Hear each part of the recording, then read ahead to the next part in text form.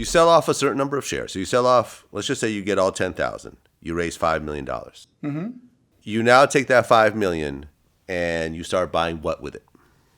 We start doing smart deals. We diversify a real estate portfolio that will be mixed up of, one, we can use debt as long as with that equity. So that $5 million leveraged with debt is about $15 million. You talk about a real capital stack, not to mention TAD funding and tax credits and other things that we can do from an acquisition standpoint.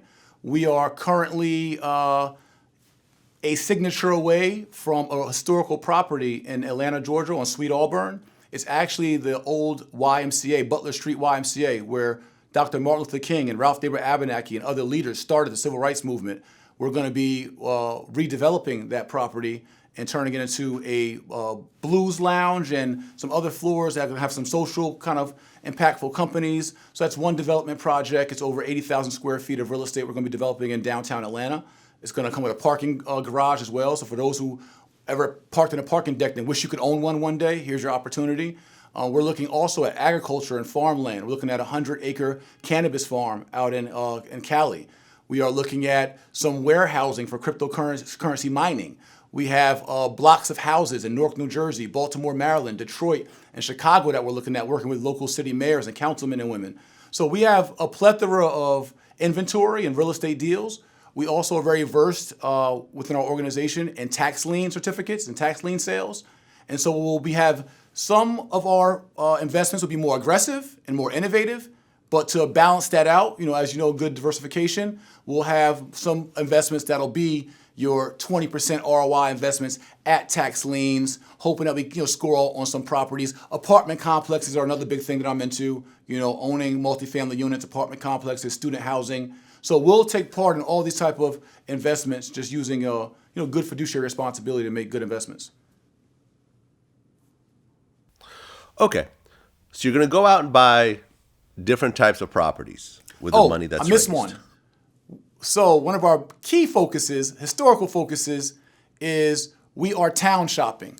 We just left a town in Atlanta, 2 hours outside of Atlanta, Georgia, a whole town that's for sale, or 60% of the town that's for sale. We're negotiating with those owners, and we're looking for other towns and areas throughout the country where we can actually build true Black Wall Street districts and models. Are you familiar with Black Wall Street?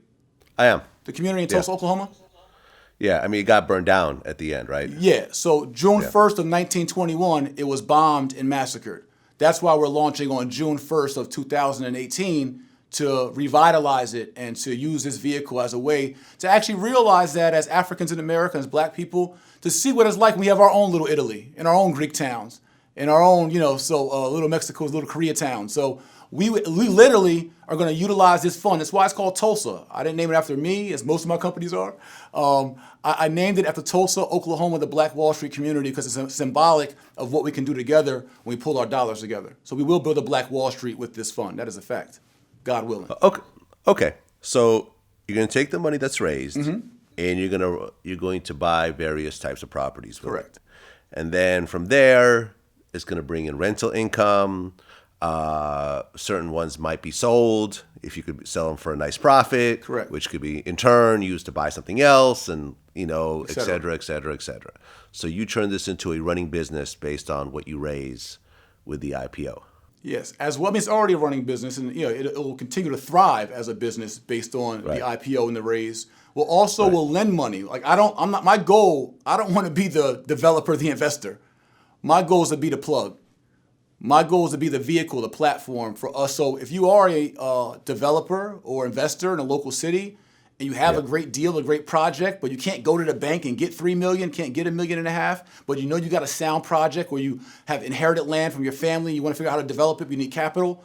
I want to be in a position as the fund manager to be able to creatively lend capital as a private equity partner to developers and other asset owners throughout the country. I'm not looking to run around and be Mr. I'm not looking to get the most units, right? So I'm looking to be a good fiduciary steward of the fund and make sure we're parking capital in the right places, partnering with the right people, and making sure everyone's protected. Okay, now you said that by investing in this fund, you'll get 8% back a year. 8% preferred return, correct. Okay, but that's not guaranteed. No investment's guaranteed. We have to say that. This is not Okay. a guaranteed investment, just as the stock Right. market isn't a guaranteed investment. Right, exactly. Yeah, I mean, because an 8% dividend is outstanding, but you're going to be hard pressed to find anyone that'll bring you 8% a year consistently, year after year after year. A few of those places do exist, but they haven't consistently kept that type of rate. It's a very high rate. That's my challenge, and that's what we want to live up to. We want to be one of the few economic vehicles and funds and firms that can produce those kind of investments. I believe with real estate, as we talked about last time, I believe with real estate, leverage right, that we can certainly meet those 8% marks.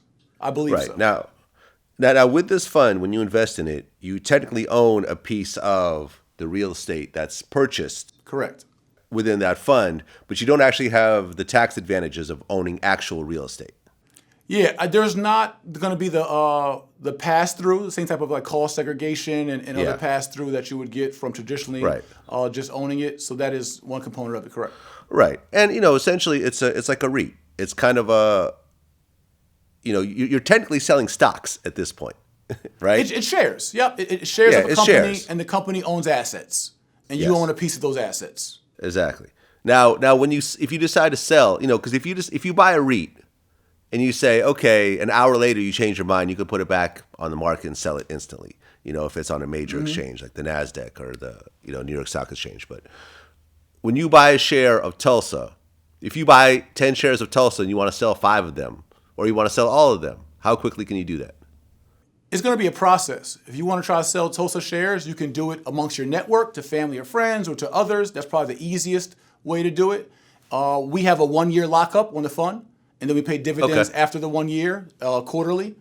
But if there is hardship or a need to sell shares, we do have it depends on the fund's liquidity, right? We can't sell capital that's not there. If we just bought a hotel and you're like, hey, I need 10,000 back real quick, and we just parked it in an asset, there's going to be a process for liquidity and getting that money back, and there's certain regulations we have to follow. So we do encourage people to look at this as a long-term investment, not a get-rich-quick. This is not a flip. This is, I had money sitting in the shoebox for a minute. I have money sitting in a savings account for a minute, or I got some extra funds. I have no retirement account. I have no long-term legacy plan set up for my family. Let me park some dollars in Tulsa and let it see what it do. It's that type of investment. Something that you can invest what you can afford to lose, we say. Not that we plan on losing anything, but as a good steward and fiduciary and responsible fund manager, we have to disclose that and say that to our audience. But again, my name's on this, my face is on this, so I got to do the best, to keep my name good in these streets. But we will do our best by our crowd investors and our partners. But yeah, if you want to liquidate, there is a year lockup, for that process. Okay, and then you have to figure out how to sell it if you could find a buyer for it, essentially after that. Absolutely. Okay, so I mean, I have an overall idea of what you're doing here. I think conceptually, it's an interesting idea, and I think of sort of using the angle of having this be an African American thing, in terms of Black Wall Street and so forth, I think is dope. Thank you. There's also the options of buying REITs, which allow you to do something similar, although not in the African community space, but allow when you buy a REIT, you essentially buy into a company that's buying and selling and renting out commercial and private property, and bringing in rental income and so forth, and it brings in a lot of times the dividends on those are higher than a typical company. Yeah, they may be. REITs can be successful if the managers know what they're doing. I mean, I've seen REITs like 6%, 8%, sometimes even more on certain years, and then they drop and so forth. And a lot of them have been around for decades and decades, and they're on major exchanges, and it allows you to buy and sell. But, if they're not focused on the African American community and so forth. So, in terms of what you put together and the following that you have, I think is an interesting idea. Yeah, and I hope it works out. Yeah, thank you. I appreciate the blessings. Yeah, and the focus for us is, there's, like I said, we all got opportunity costs of where we want to invest and why we want to invest. For us, where we compete with the REITs is outside of just your dividends, we're also splitting profits 50-50. So outside of your 8% preferred, we slam it home with We got relationships with Ras Baraka, the mayor of Newark, New Jersey, with Keisha Lance Bottoms in Atlanta, or other, symbiotic relationships, and we slam it home. We can buy, a bunch of houses in Detroit for $1, redevelop them, put some, home buyers in there, attached with Urban League and other nonprofits and down payment programs and this comprehensive community redevelopment, whatever that looks like, condo conversions, whatever it is, and we do well, and we make a 40% ROI, which is not unheard of in real estate. You get your 8%, and then after that, the remaining 32%, we're splitting 50-50. So now you got another 16%, in this hypothetical scenario. Okay. And now you're up 24% on this opportunity. Right, but that's only if you decide to pay dividends. You could also take that money that you made and buy another property with it, which in turn makes the shares more valuable. Well, dividends are being paid out every quarter after the year lockup. So wherever our profits are after that, where we stand at that quarter, dividends are paid out on that point. When anytime there's a liquidity event, whether that's selling, potentially refinancing if we bought something cash, or whatever it might be, there's always opportunity for us to and we will return dividends after the year lockup every quarter. Okay, I feel you. Listen, man, I wish you the best of luck on it. And, just run this completely What you gonna put in on it, transparently. Vlad? I'm not a real estate guy. I'm not putting Vlad, nothing Vlad, on you it. talked about REITs, Vlad. You hold. Yeah, I don't own any Large REITs. parts African American. Yeah. What you gonna put in on it? You ain't got 500 on it, Vlad? I don't have 500 on it. I don't have 500 on it.